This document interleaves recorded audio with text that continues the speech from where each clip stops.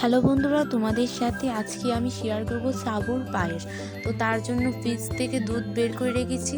তো একটা চুলাতে দুধের হাঁড়ি বসিয়ে দিয়েছি, আর এই পাশে সাবুগুলা ভিজিয়ে রেখেছি। তো দেখতেই পাচ্ছ দুধটা ভালো করে জাল দিয়ে নিচ্ছি। তার মধ্যে 2টা তেজপাতা দিয়ে দিয়েছি। তো দুধটা ভালো করে জাল দিয়ে ফুটিয়ে নিতে হবে। তারপর তার মধ্যে সাবুদানাগুলো ভিজিয়ে রাখা দিতে হবে। দেখতেই পাচ্ছ কত সুন্দর করে দুধটা ফুটানো হয়েছে। তো তার মধ্যে ভিজিয়ে রাখা সাবুদানাগুলো আমি দিয়ে দিলাম। তো দিয়ে দেওয়ার পর এখন আমি নেড়ে নেব দুধটা একটু। তো অনেকক্ষণ রান্না করতে হবে, প্রায় 15 থেকে 20 মিনিট ভালো করে রান্না করতে হবে। সাবুগুলা সিদ্ধ করে নিতে হবে। সিদ্ধ হওয়ার পর তাতে চিনি দিতে হবে। তো ভালো করে রান্না করার পর অনেকক্ষণ, তো দেখতেই পাচ্ছ সাবুগুলা কি সুন্দর ফুটে যাচ্ছে। তো দেখো বন্ধুরা, সাবুগুলো ফুটে গিয়েছে,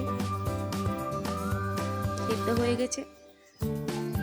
তো তার মধ্যে চিনি দিয়ে দিচ্ছি পরিমাণ মতো, যে যতটুকু মিষ্টি খেতে ভালোবাসে ততটুকুই দিবেন।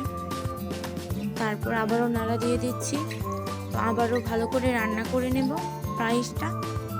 তো তার মধ্যে কিশমিশ দিয়ে দিচ্ছি।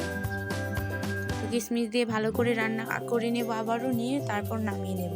তো বন্ধুরা, আমার ভিডিওটা ভালো লাগলে অবশ্যই লাইক করে দেবে, আমার চ্যানেলটাকে সাবস্ক্রাইব করে দেবে। তো আমার পায়েসটা হয়ে গেছে, দেখতেই পাচ্ছ কত সুন্দর হয়েছে পায়েসটা, খেতেও খুব ভালো লাগবে। আজকের মতো এখানেই।